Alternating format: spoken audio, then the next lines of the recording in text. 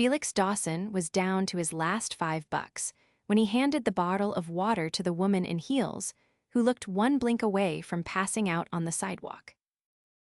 "Here," he said, pressing the cool plastic into her palm. "You look like you need this more than I do." The woman blinked, dazed, her black sunglasses slipping down the bridge of her nose. She stared at him, then at the bottle. "I didn't even realize how hot it was," she mumbled, her voice low and almost embarrassed. Felix gave her a tired smile. "Yeah, heat sneaks up on you. Happens when you're too busy conquering the world, guess." She gave a tiny laugh, brushing her dark hair away from her face. Something like that. What he didn't know, what he couldn't have even imagined, was that the woman standing in front of him in a navy pencil skirt, her $1,000 heels scuffed from the city pavement, was Kennedy Sullivan, CEO of Sullivan and Hart, a billion-dollar fashion empire. The kind of woman who had assistants to fetch her sparkling water, not strangers handing her generic brands from a street cart. But Kennedy didn't say any of that. Instead, she took a breath and asked, "What's your name?" Felix Dawson." She nodded. "Kennedy." "Nice to meet you, Kennedy. You sure you're okay?" "I am now," she said, then glanced down at the little boy clinging to Felix's hand. "And who's this?" Felix looked down with a grin. "This is my son, Illy. He's 5, and he's got more energy than a triple espresso." Illy peeked out from behind his dad's leg and gave a shy wave. "Hi." Kennedy crouched down, the heels forgotten. "Hi there, Illy, like your dinosaur shirt." "Thanks," Illy said proudly. "It glows in the dark." Felix chuckled. He insisted on wearing it even though we're not going to be out past dark. "You never know," Illy said seriously. Kennedy smiled, then stood, brushing off her skirt. "Well, Felix Dawson, thank you for the water." He nodded. "No problem, you looked like you were about to drop." She studied him for a second longer. His shirt was a little rumpled, his jeans worn, and there was a weariness in his eyes that only came from carrying the weight of the world on your shoulders. But when he looked at his son, there was nothing but light there. "Can I buy you coffee, to return the favor?" Kennedy asked. Felix hesitated. I appreciate that, but I've got to get Ali to his afternoon program, and I've got a shift in an hour." "Oh," she said quickly. "Right, of course, maybe some other time." He smiled again, apologetic but warm. "Sure, maybe." She nodded and walked away, but before she rounded the corner, she glanced back. He was still holding Ellie's hand, guiding him down the cracked sidewalk, talking to him about dinosaurs and space rockets like it was the most important thing in the world. She didn't know what it was about him, but something tugged at her, something real. 3 days passed. Kennedy tried to get Felix out of her head. She had board meetings, design approvals, and a last-minute investor dinner to prepare. But every time she sat at her desk, she thought about his tired eyes and calloused hands, the way he looked at his son like he was everything. It was ridiculous, she didn't even know him. Still, she found herself walking past the same corner that afternoon, just in case. And there he was. Felix stood outside the community center, holding Ellie's backpack and looking at his phone like he was trying to calculate the impossible. Kennedy walked up before she could talk herself out of it. "You again," she said. He looked up, surprised, then a slow smile spread across his face. "Kennedy, I didn't think I'd see you again." "Didn't think or didn't want to," she teased. He laughed, didn't think, definitely didn't mind. She looked around. "Where's Ellie?" "Inside. They've got a 2-hour after-school program. Gives me a breather before my night shift." "Where do you work?" "Warehouse, night inventory. It's not glamorous, but it pays." Kennedy tilted her head. "You always this honest with strangers." "You gave me your real name. Guess I figured owed you the same." She smiled. "You want that coffee now." Felix looked at the community center doors, then back at her. Yeah, I do. The coffee shop was small, with mismatched chairs and chalkboard menus. Kennedy paid before he could argue, ordering his drink along with a croissant for Ellie. You didn't have to do that, Felix said, sitting across from her. I wanted to.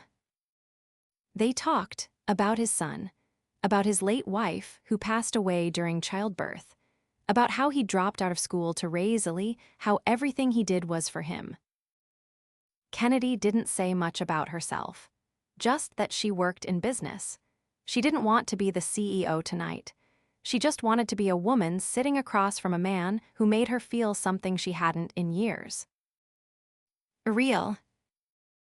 The next week she saw him again, then again. Whenever she had a free hour, she found herself back at that coffee shop, and Felix was always there. Sometimes with Ellie, sometimes not, but always with that same quiet strength. One afternoon, Ellie burst through the doors of the shop and threw his arms around Kennedy's waist. You came again. She laughed, kneeling to hug him back. Of course it did. You smell like cookies, he said. Felix walked in behind him, shaking his head. He means that as a compliment. I'll take it, Kennedy said with a grin. One night, after coffee turned into dinner at a small Italian place with twinkling lights, Felix walked her to her car. They stood outside, the city buzzing around them, and Kennedy looked up at him. You're kind, she said softly, and strong, and you're a really good dad. Felix looked at her like he wasn't used to hearing things like that. Then he stepped closer. You're easy to talk to. I didn't think I'd want to let someone in again, but you make it feel safe. She swallowed. I haven't felt this in a long time. He leaned in, slow but sure, and kissed her. It wasn't rushed or wild. It was steady, deep, like he meant every second of it. When they pulled apart, Kennedy whispered, What if I fall for you? Felix's voice was low, Then I'll catch you. She didn't tell him yet that she was a CEO, that she ran one of the biggest fashion companies in the country. She wanted to be sure he saw her for who she really was underneath it all. But what she didn't know was that Felix had already seen her. And he was falling too. Kennedy didn't usually cancel meetings, especially not with European investors whose time zones were already a nightmare to schedule around. But something about Felix had shifted her center of gravity, and for the first time since she took over Sullivan and Hart, she found herself rescheduling a call so she could walk 2 blocks in the opposite direction of her office, just to see if he might be at the cafe. He wasn't. She stood at the counter long enough for the barista to glance at her twice, then ordered a cappuccino she didn't really want. But as she stirred it at the sugar bar without adding a single grain, the door jingled and a familiar voice filled the air. Ellie wanted to show you something.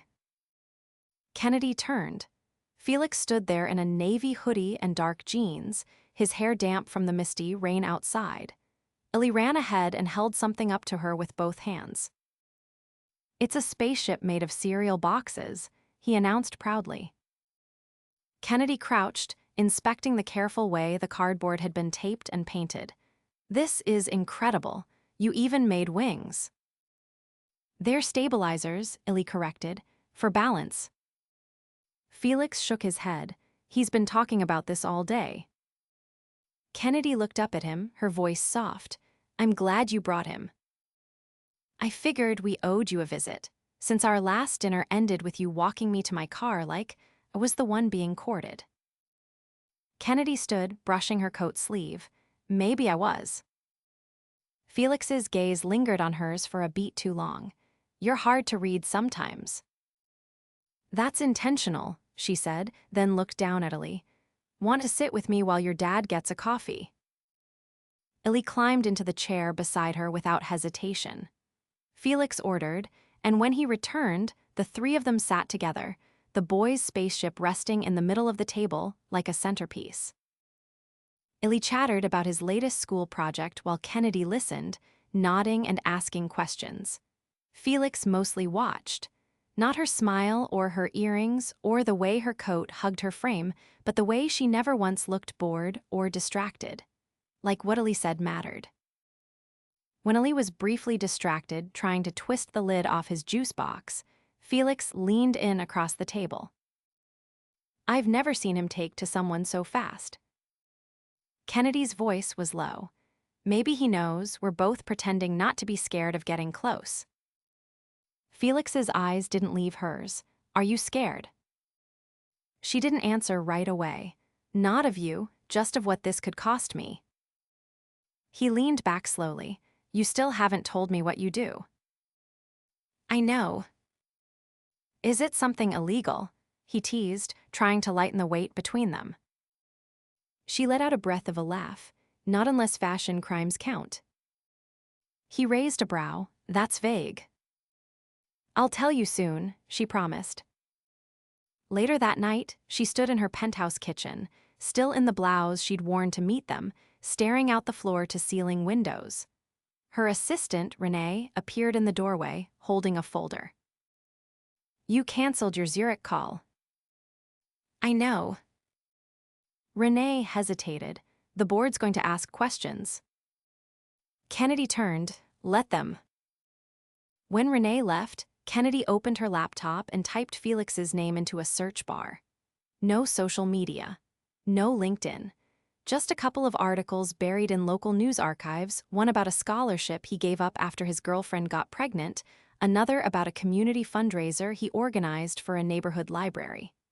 Nothing recent. Nothing flashy. Just a man who kept his head down and did what had to be done. The next day, she found herself back at the neighborhood park near the community center. She didn't call or text, she didn't have his number, but she waited near the swings until she saw them. Felix was helping Ali tie his shoe, crouched low on the bench. When he saw her, his face lit up in a way that made her stomach twist. You really don't give up, do you? He said as she approached. I'm persistent. You're something. Ellie ran toward her. Did you bring snacks? Kennedy laughed. Just myself today. I figured that was enough. They walked together, the three of them, down the winding paths of the park. At one point, Felix reached out and gently took her hand. Her fingers curled into his like it was the most natural thing in the world. They talked about books. He liked thrillers. She liked memoirs. He admitted he hadn't read much since Ellie was born. She admitted she hadn't read anything not work-related in over a year. He asked what her family was like. She hesitated. My parents divorced when I was 9. My mother remarried a man who wanted nothing to do with me. My father travels constantly. I see him maybe twice a year. Felix's voice was quiet. That sounds lonely. It was, but it made me sharp. You don't have to be sharp with me. She didn't say anything, but her hand tightened around his. They reached a small hill where children were rolling down the grass. Illy joined them, laughing as he tumbled. Kennedy sat beside Felix on the bench. Can I ask you something? He said, glancing at her. Of course. Are you seeing anyone else? She looked at him. No. I didn't think so, he said, but I needed to hear it. She turned to face him fully. I'm not casual, Felix. If I'm here, it's because I want to be. He nodded, same. The silence that followed was comfortable, filled with the sound of children's laughter and birdsong. That night, Kennedy sat on her couch and stared at a box in her closet. Inside was the original blueprint for Sullivan and Hart's flagship store, drawn by hand by her grandfather. It symbolized everything she'd built her life around: legacy, power, control. And yet, none of it felt as real as the way Felix had looked at her in the park. The next morning, she walked into her office and called Renee in. I need you to do something for me, she said. Of course. I want you to organize a private dinner. Just me, one guest, at the rooftop suite in Tribeca. No press, no announcements. Renee's brow arched. Should it be alarmed or excited? Neither, just discreet. Later that evening, Kennedy stood in front of her mirror, slipping on a black silk dress that fell just below her knees. She pinned her hair back, then reached for the necklace her grandmother had given her on her 25th birthday. She hadn't worn it in years. When she arrived at the rooftop, the staff had already set everything up. Twinkling string lights cast a soft glow over the table. The skyline shimmered beyond the glass railing. A live cellist played in the corner, the sound low and rich. She checked her watch, exactly 7.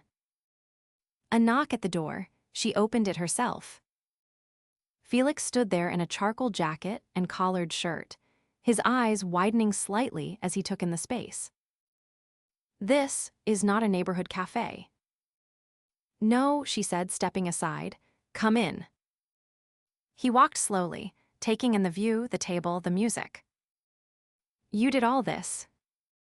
She nodded. I wanted to show you something. He turned back to her. Are you sure I'm supposed to be here? I've never been more sure. She led him to the table. A bottle of wine sat uncorked between 2 polished glasses. He looked around again. This is the kind of place people propose in. She held his gaze. Let's just enjoy dinner. A server brought out a first course, and for a while, they ate in peaceful rhythm lamb tartare with caper aioli, followed by a saffron risotto that made Felix close his eyes for a second after the first bite. This is the best thing I've ever tasted, he said. I'm glad you like it. When dessert arrived, chocolate soufflé with blood orange glaze, Felix leaned back, watching her. You're not like anyone I've ever met. I get that a lot. He reached across the table, linking his fingers with hers. I want to know everything. Kennedy took a breath. My name is Kennedy Sullivan. I'm the CEO of Sullivan & Hart. It's a fashion company. Felix didn't flinch. I've seen your name before, he said, on a billboard, I think. I didn't want you to know right away. I needed to be sure you saw me. I saw you the moment you handed Illy that water bottle. Everything else is just detail. She exhaled slowly. You're not overwhelmed. I'm a little overwhelmed by this soufflé, he joked, then sobered. But you? No, I'm just trying to figure out how I got lucky enough to sit across from you. Kennedy felt something settle in her chest, something warm and terrifying and real. I don't want to hide anything from you anymore. Then don't. The cellist shifted into a low, aching melody. Outside, the city sparkled. And inside, at a table built for 2, something irreversible began to take root. Neither of them said the word love. But it was there, in the space between their joined hands and the way their eyes kept finding each other through candlelight. Felix had never been in a place like the rooftop suite Kennedy took him to, not in real life. He'd seen restaurants like that in movies, caught glimpses of skyline dinners in glossy magazines while waiting for Illy's pediatrician. But sitting across from her at that table, eating food he couldn't pronounce under string lights that looked as if they'd been strung by angels, he hadn't felt out of place. Not once. That scared him more than anything. He didn't sleep that night. He lay awake, staring at the ceiling of the small bedroom he and Illy shared in their 2-room apartment, while his son snored softly beside him. The image of Kennedy, silhouetted against the city lights with a glass of wine in her hand, played on loop in his mind. She'd been radiant, but it wasn't her beauty that kept him up, it was the way she'd looked at him like he belonged in that world, hers, when every cell in his body told him he didn't. The next morning, the feeling hadn't passed. He walked Illy to the community center with a knot in his stomach and a question he couldn't shake. Was he enough for her? At lunch, Kennedy called. I want you to meet someone, she said, her voice more hesitant than usual. Felix leaned on the payphone outside the warehouse, watching forklifts hum across the lot. Is it a bad someone or a good someone? I haven't decided yet, she said, though her tone was light. His name is Robert. He's my head of operations. He's been with the company since my father stepped down. Felix didn't answer right away. You're not being replaced, she added quickly. This isn't a setup. Then what is it? A step forward. I want to start blending the different parts of my life. I'm not asking you to impress him, just be yourself. I don't know if myself fits in your world. Then we'll build a new one somewhere in between, she said. That evening, she sent a car for him. Not a limousine, just a black SUV with a polite driver and a playlist already cued to soft jazz. Felix wore the only blazer he owned, sleeves just a little too short, and a button-down he hadn't worn since his cousin's wedding. When he stepped out onto the sidewalk in front of the Sullivan and Hart headquarters, the building loomed above him like a cathedral made of glass and ambition. Inside, everything shone. The marble floors, the gold-trimmed elevator doors, the chilled air that smelled faintly of bergamot and leather. A woman with a headset greeted him by name and led him to an elevator that opened without a button press. When the doors slid open, Kennedy was waiting. You look good, she said, eyes sweeping over him. He gave a small laugh. I feel like a kid on his first interview. Then let's hope I'm hiring. She led him down a hallway lined with framed sketches, some in color, some in pencil, until they reached a private conference room. Inside, a man in his late 50s stood by the window, sipping an espresso. He turned as they entered. Felix, this is Robert Lang. Robert, meet Felix Dawson. Robert shook his hand firmly. So you're the man who has our CEO smiling at her desk between conference calls. Felix offered a polite smile. I guess that's me. They sat. Kennedy remained quiet at first, letting the two men talk. Robert asked about what Felix did for work, about his thoughts on the city's school system. He wasn't sharp or condescending, just observant, measured. After a while, Robert leaned back. I'll be honest. I wasn't thrilled when Kennedy started seeing someone outside the industry, but I've also never seen her more grounded. She's been in this office every day by 7, sharper than ever, and she hasn't snapped at a single intern in 3 weeks. That's a miracle. I'll take credit for that, Felix said. Robert's gaze softened. You're not what I expected. Neither is she, Felix replied. Kennedy smiled at both of them, then stood. I think that's enough interrogation for one night. Robert left with a nod, and Kennedy turned back to Felix once he was gone. You didn't flinch once, she said. I flinched once, internally. She walked toward him until they stood toe to toe. Thank you for doing that. I meant what I said. You're not what I expected either. She tilted her head. Good or bad? Good, terrifying, but good. He kissed her then, right there in the conference room with the city glowing behind them. No part of him cared about cameras or staff or protocol. He kissed her like he needed her to know she'd become the axis of his world, whether she meant to or not. Later that night, back in his apartment, he found Ali fast asleep with a blanket over his head and a half-built Lego spaceship on the floor. He tucked him in, then sat on the edge of the bed and pulled an envelope from his jacket pocket. Inside were 2 tickets to the Sullivan and Hart Winter Gala. Kennedy had slipped them into his hand as he'd been leaving the building, one for him, one for Ali. Black tie, it said. He didn't own anything black tie. The next morning, he visited the only person he trusted with anything remotely close to fashion, his neighbor Nina, who ran a tailoring shop 2 blocks over. She looked at the tickets, then at him. You're really going. I don't think I have a choice anymore. She nodded slowly. Then we're going to make you look like you belong. It took 3 fittings, a loaned tuxedo, and a desperate rush order on shoes that didn't pinch. But by the time the night of the gala arrived, Felix stood in front of the mirror holding Ellie's hand, both of them cleaned up like never before. "You look like a secret agent," Ellie said, eyes wide. Felix adjusted his bow tie. "Let's just try not to spill anything."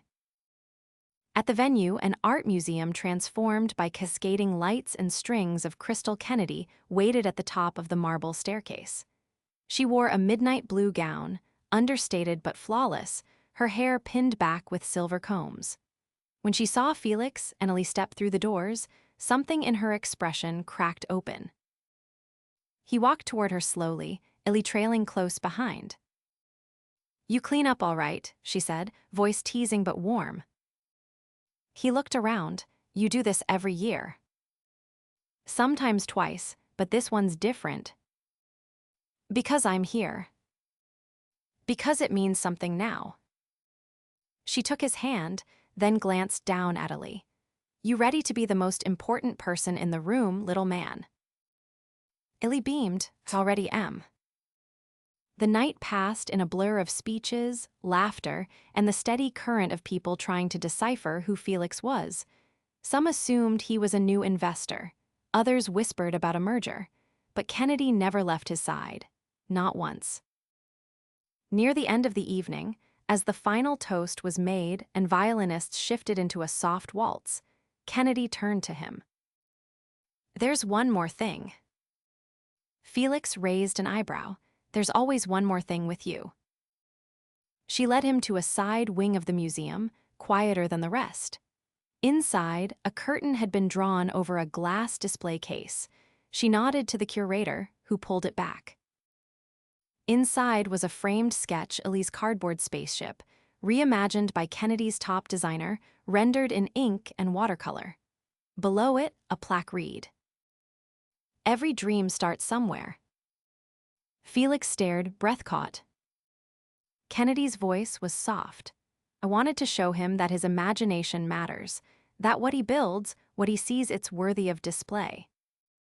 He turned to her, eyes glassy. "You didn't have to." "I wanted to," she said, cutting him off gently. "Because you and Ellie, you matter to me more than I ever expected, more than I know what to do with sometimes." He looked at the sketch again, then at her. "Marry me." She blinked. "What?"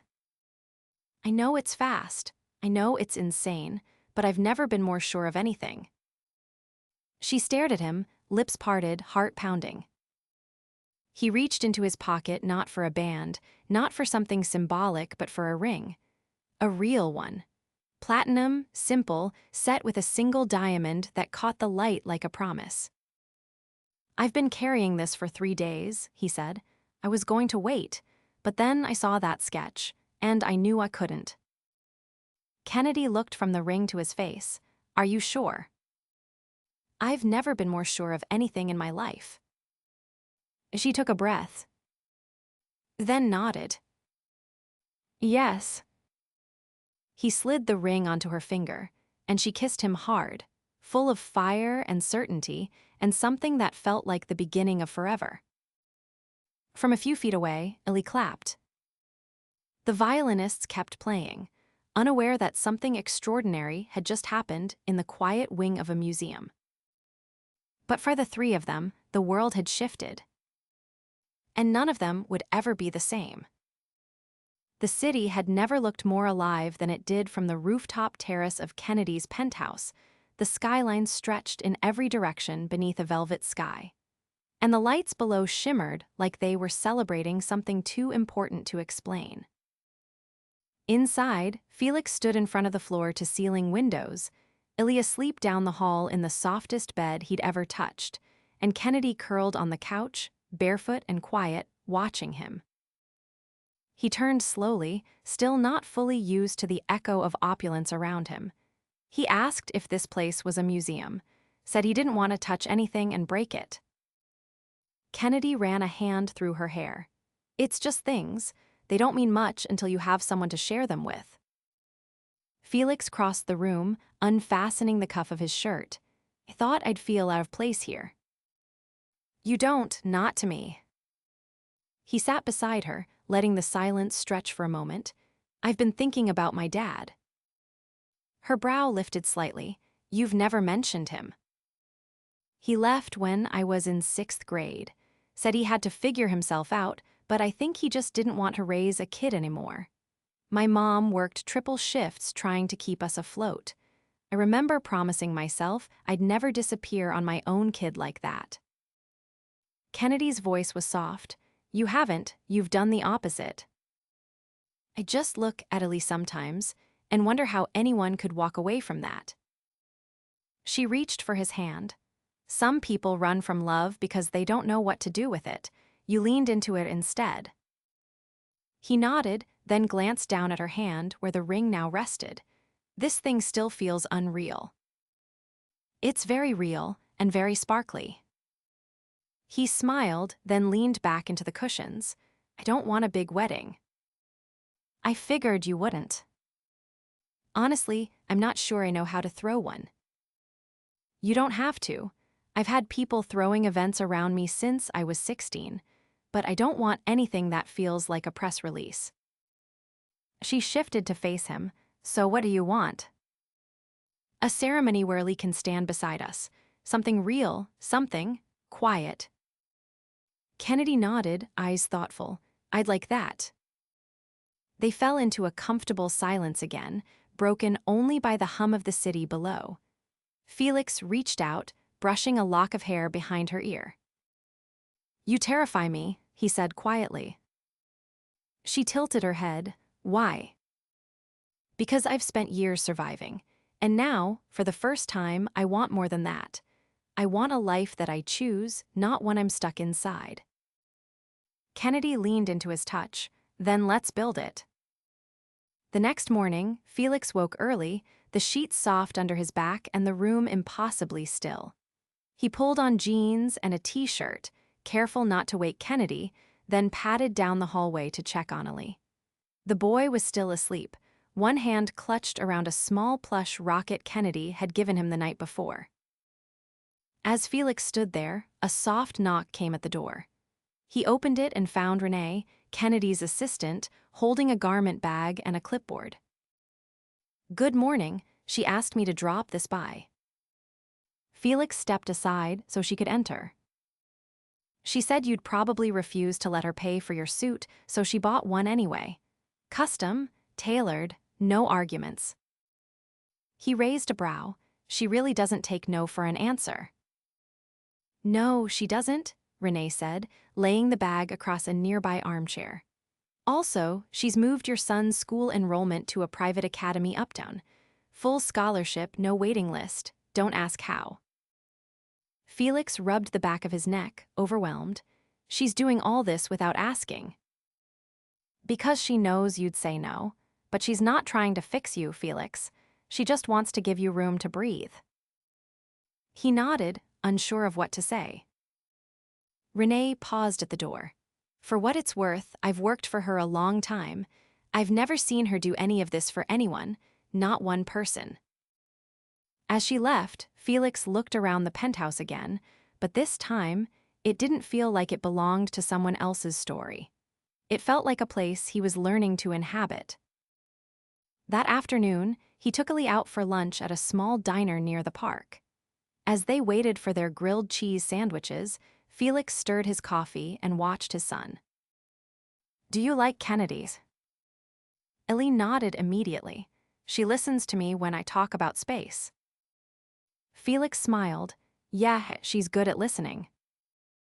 She told me I'm allowed to dream big." Felix's throat tightened. "She's right.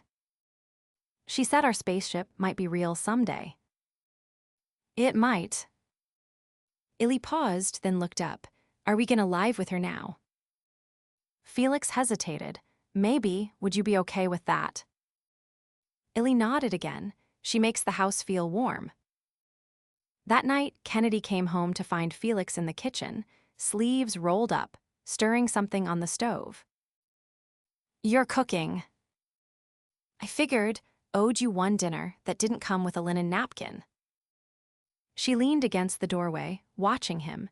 "It smells like garlic and promises." It's pasta, and I'm not making promises. Yet. Pity. They ate in the dining nook, laughing when the sauce splattered on Ali's nose, and listening to a playlist Felix had thrown together on a whim, some old soul. A little indie, nothing curated. When Ali went to bed, Kennedy poured 2 glasses of red wine and joined Felix on the balcony. The air was cool, but not cold, and the city buzzed beneath them like a secret waiting to be told. I have to go to Paris next month, she said. For long. A week, maybe 10 days. There's a new partner joining the European division. They want me to meet him. Felix nodded. You want me to come? I want you to decide that, no pressure. I've never left the country. Then maybe it's time. He looked out over the skyline, then back at her. If I go, I want to take Ali. I don't want to leave him behind. Then we'll all go. She didn't flinch, didn't hesitate, just said it like it was the most natural thing in the world. A week later, Kennedy stood in her office, finalizing travel plans, when Robert entered with a thick folder. Everything's signed. The Paris handoff is official. She nodded. Good, I want to start stepping back a little. He gave her a long look. You're really doing this. I'm not quitting, I'm just making room. Robert crossed his arms. You think this thing with Felix is permanent? I know it is. He studied her for a beat, then gave a single nod. Then I'm happy for you. When they landed in Paris, the air was crisp and golden, the kind of autumn that only existed in European cities. Ali was wide-eyed from the moment they stepped off the plane, and Felix looked like he was trying not to stare at everything all at once. Their suite overlooked the Seine, and the first night, Kennedy took them to a quiet bistro where the owner greeted her by name and brought out a plate of madeleines on the house. I feel like I'm in a painting, Felix said as they walked back to the hotel along cobblestone streets. You are, she replied, and you're the only thing in focus. Back in New York, 3 weeks later, they stood in the park where she had first handed Ali the bottle of water. The leaves had changed, and the air carried the first hints of winter. I want to buy a place, Kennedy said, not a penthouse, a house with a yard. Felix raised a brow. You want grass. I want Ali to have a swing set. I want dinners at a real table. I want to walk barefoot without worrying about marble floors. He laughed. You're serious. Dead serious. I want a life, not just a legacy. Felix pulled her close. Then let's build one. The house came 2 months later, a brownstone in Brooklyn with ivy on the front and creaky stairs inside. Felix started working part-time at a nonprofit that paired single fathers with career mentorships. Kennedy still ran the company, but now she did it from an office with a window that overlooked a garden, not a skyline. And one Saturday morning, as Ali chased a red balloon through the yard, Kennedy stood on the porch with Felix beside her, coffee in one hand, his other arm around her waist. You know, she said, this all started because you gave me a bottle of water. He kissed her temple, best $5 ever spent. And just like that, the life they built wasn't just a dream anymore. It was real. Every quiet morning, every late-night laugh, every new step they took together. It was everything they never knew they needed, until they found it in each other. The early spring sun filtered through gauzy curtains in the brownstone's kitchen, casting long beams across the wooden floor.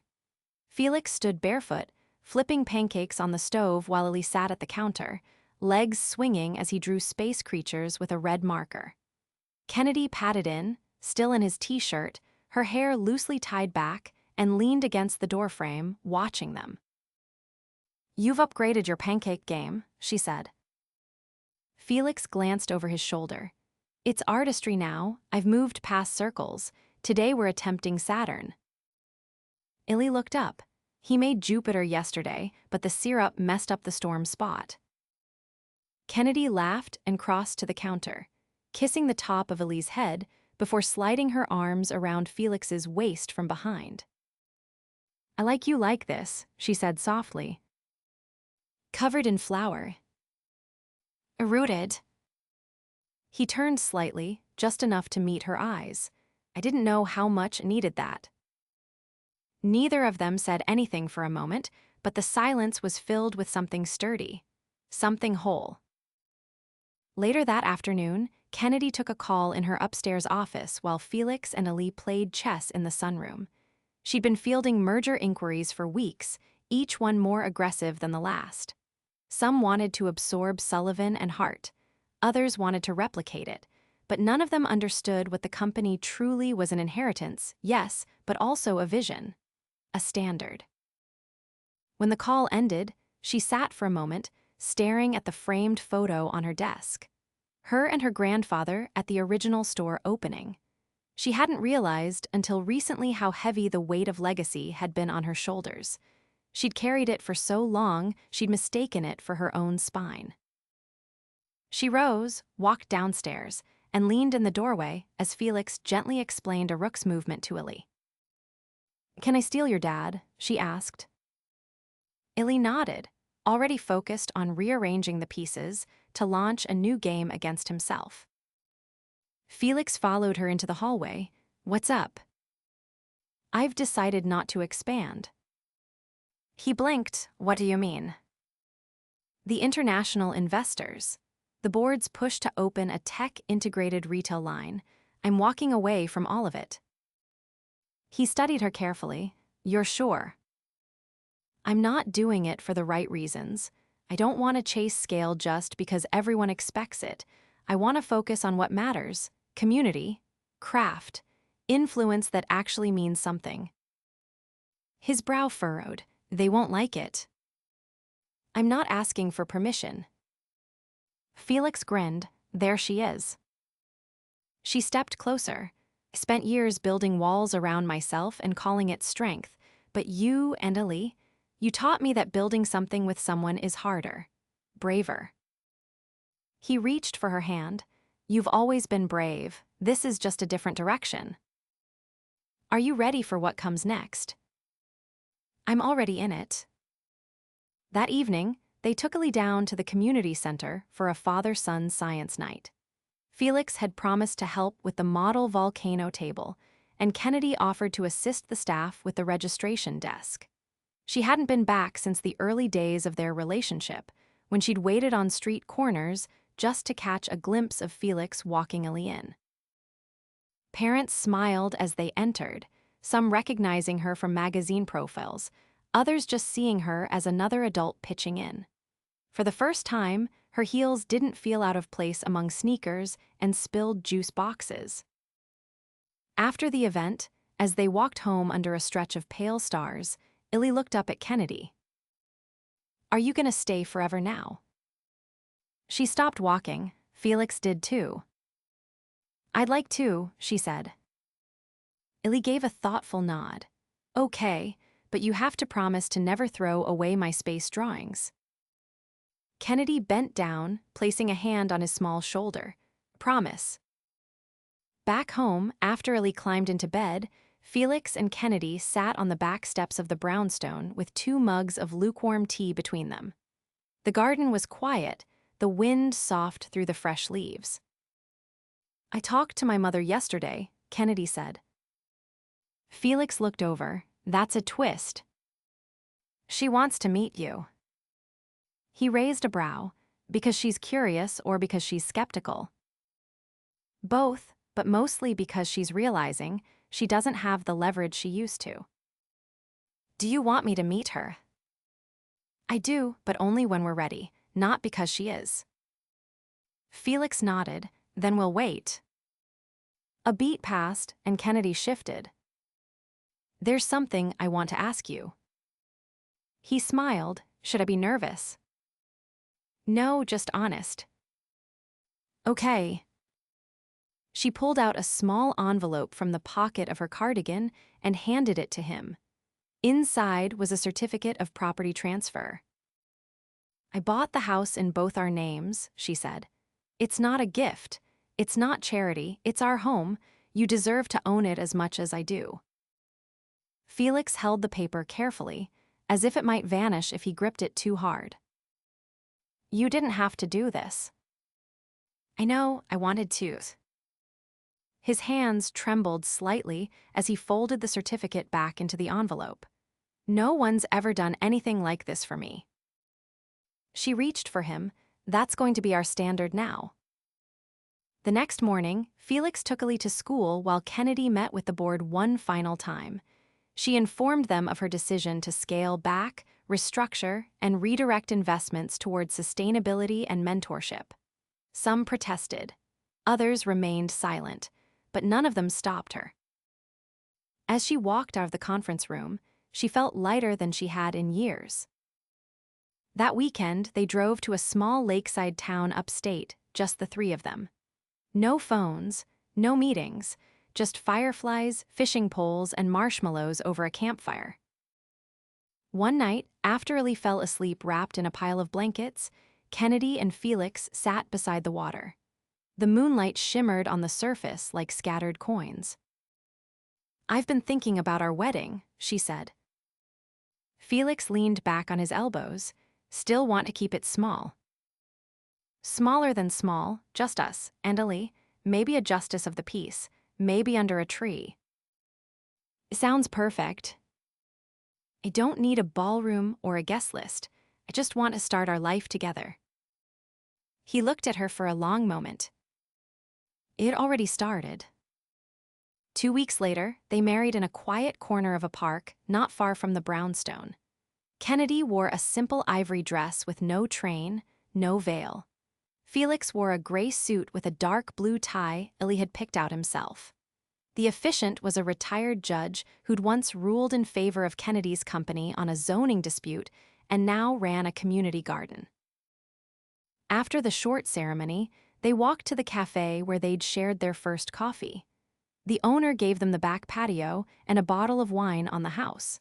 They toasted with mismatched glasses and split a chocolate tart 3 ways. No photographers, no press, just love. That night, back at home, Kennedy sat on the floor beside Ellie's bed, brushing his hair back as he drifted to sleep. Felix leaned in the doorway, watching them. When she stood, he pulled her into his arms. We did it, she whispered. He kissed her forehead. This is just the beginning. Years passed. The brownstone changed painted walls, new art, a swing in the backyard that squeaked when Ellie grew too tall for it. Kennedy opened a mentorship program for young women in fashion.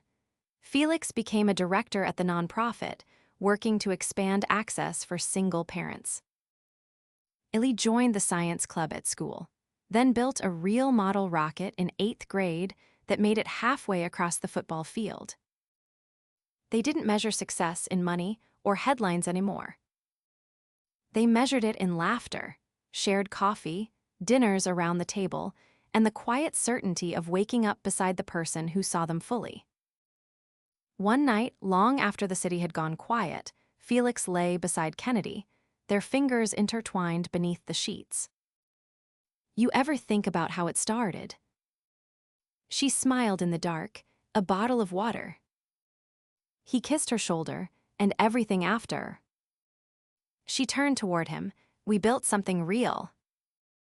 We built everything. And they never had to rebuild it again, because this time it lasted, forever.